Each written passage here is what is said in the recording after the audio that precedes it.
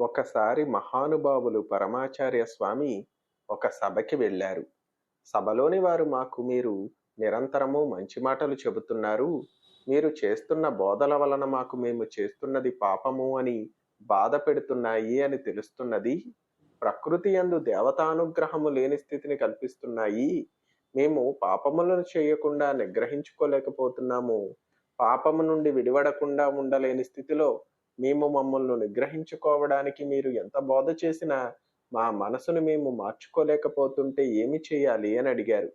పరమాచార్య స్వామి చిరునవ్వు నవ్వి 2 నిమిషములు ఆగి, మీ అందరి కొరకు మీరు చేస్తున్న పాపములకు ప్రాయశ్చిత్తముగా నేను చెప్పవలసిన స్థానమున కూర్చుని చెప్పినది విన్నా మార్చుకోలేకపోతున్నామని నాకు చెప్పినందున మారనటువంటి వాళ్లకు చెప్పి చెప్పి చెప్పడమే గాని మార్పు తేలేకపోయానన్న నా బాధ పోగొట్టుకోవడానికి వారము రోజుల్లో ఒకరోజు ఆహారం తీసుకోకుండా ఉపవాసం ఉంటాను అన్నారు.